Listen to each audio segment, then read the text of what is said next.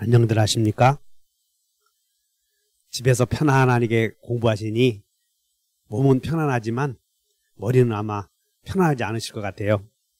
코로나 때문에 여러 사정상 국가의 기능이 멈춰 있는데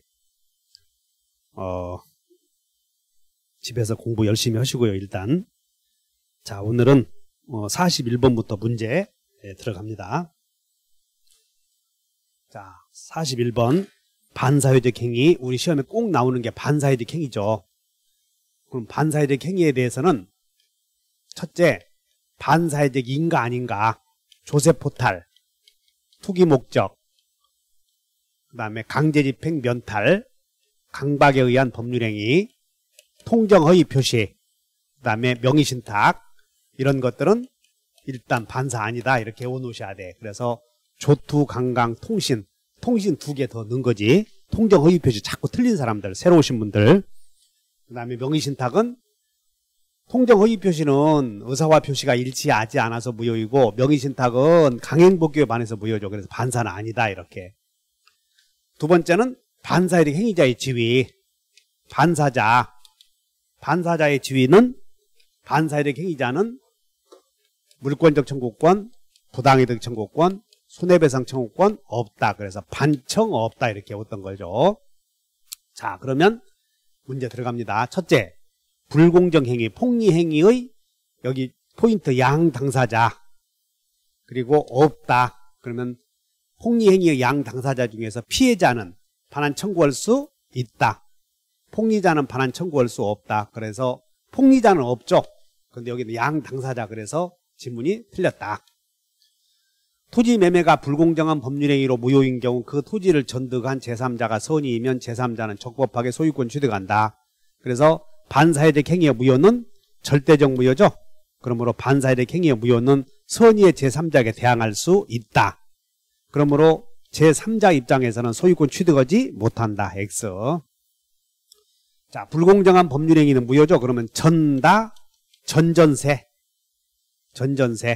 그래서 일단 무효행위 전환의 법률은 적용되지만 반사회적 행위는 추인하여도 세가 될 수 없다. 그래서 어떻게 오냐면 강행복교에 반한 법률행위나 반사회적 행위의 법률행위는 추인하여도 세가 될 수 없다. 그래서 반추 없다 이렇게 했죠. 유효로가 된다. X. 도박자금 채무 담보를 위하여 근저당 설정 등기를 마친 경우 근저당 설정자는 설정 등기의 말소를 청구할 수 있다.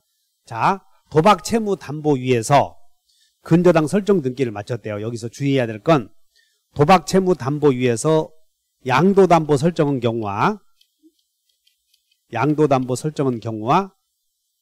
다음에 근저당 설정 등기를 마친 경우 두 가지가 있는데, 반사회적 행위자는 반환 청구할 수 없다 해서 그 반환의 대상은 최종적인 재산권 이전 급부라는 거예요. 도박 채무 담보를 위해서 근저당 설정 등기를 한 것은 아직 최종적으로 넘겨준 건 아니죠. 그러므로 최종적으로 넘겨준 양도담보 설정은 말소 등기 청구할 수 없지만 근저당 설정 등기는 종국적인 급부가 아니라는 거지. 그러므로 말소 청구할 수 있다.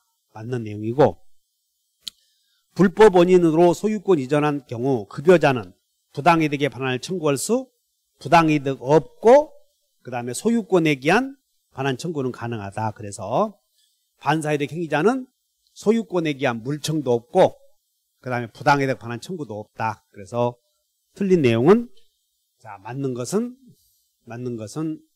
4번. 주의하셔야 돼. 양도담보 설정한 것은 말소 청구할 수 있다. 그러나 저당권 설정, 근저당 설정은 종국적인 급부가 아니다. 최종적인 급부가 아니야. 그러므로 말소 청구할 수 있다. 두 개 비교 넣으시면 돼요. 그래서 반사회적 행위의 효력을 한번 살펴봤어요. 자, 이어서 착오에 관한 의사표시. 여기서 착오에 관한 설명이다. 틀린 것을 골라라. 착오와 담보 책임이 경합하면 과거에는 담보 책임이 특별 규정이므로 담보 책임만 적용된다고 하는 것이 학자들의 일반적인 견해였는데 2년 전에 판례가 변경되면서 판례가 이제 변경된 게 아니고 판례가 이제 하나 확립이 되었죠. 그래서 차고와 담보 책임이 경합하는 경우에는 차고를 이유로 매매 계약을 취소할 수도 있고 담보 책임을 물을 수도 있고 그래서 선택 관계에 있다 이렇게 기억하시면 돼요. 그래서 과거에 자 문제 차고와 담보 책임이 경합하면 담보 책임만 적용되고 차고 취소는 불가하다 그런 표현이 나오면 틀렸다 하면 돼요. 그래서 올해 예상 문제. 둘째, 차고를 이유로 의사표시를 취소한 자는 불법행위 책임진다에 대해서 우리는 차고를 이유로 취소한 사람은 불법행위 책임지지 않는다. 착불 없다 이렇게 했죠. 차고자는 불법행위 책임 없다. 지지 않는다. 맞고. 셋째, 차고를 이유로 취소한 자는 그 차고가 없었더라면 의사표시를 하지 않았을 것이라는 사실. 자, 차고가 없었더라면 의사표시를 하지 않았을 것이라는 사실. 요게 뭐냐면 요게 중요 부분이다 그런 뜻이에요. 자, 중요 부분. 중요 부분이라는 사실을 증명할 책임이 있다에 대해서 중요 부분에 해당한다는 사실은 차고자, 즉 표의자가 증명해야 되고 그 다음에 중대한 과실이 있다는 입증 책임은 중대한 과실이 있다는 입증 책임은 상대방이 진다고 그랬죠. 그래서 차고자는 중요 부분, 그래서 표의자는 중과상, 중요 부분의 차고는 상대방, 중요 부분의 차고에 해당한다는 사실은 중요표, 중과실에 해당한다는 사실은 중과상 이렇게 어떤 거예요. 그래서 중요표, 중과상 이렇게 생각나시면 돼. 중요 부분의 차고는 표의자, 그래서 맞다. 중대한 과실이 있다는 입증 책임은 상대방, 중과상. 자, 그 다음에 질문 4번은 차고의 대상이 되는가?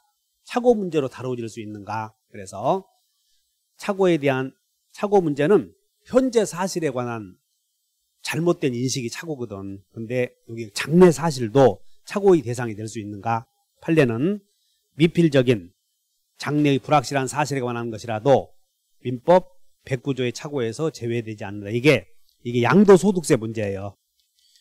양도소득세가 2억 나올 줄 알고 팔았더니 매도인이 매매계약하면서 양도소득세가 2억 나가는 줄 알고 매수인이 2억 정도 되겠다 그 말을 듣고 팔았더니 양도소득세가 5억이 된 거예요. 이게 그러면 이 양도소득세가 적게 나올 줄 알았지. 그럼 여기서 양도소득세가 나오는 것은 나오기는 나오잖아. 근데 그것이 얼마인지는 정해지지 않았다는 거예요. 그러나 양도소득세는 나온다. 그래서 이것이 양도소득세액에 관한 차고가 미필적인 장래의 불확실한 사실에 관한 차고다 해서 판례가 나온 거니까 제외되는 것은 아니다. 맞고 이것을 또한 어떻게 물어보냐면 법률 차고 이렇게 물어봐요. 법률의 차고도 109조에서 제외되는 것은 아니다. 그러면 5 오시면 돼요. 자, 부동산 매매에서 목적물의 시가에 관한 차고는 시가, 이건 단순한 시가 그러면 단순한 동기차고죠. 그래서 중요부분의 차고에 해당하지 않는다. 그래서 해당한다. 이 부분이 틀렸네요. 자, 이어서 세 번째 문제.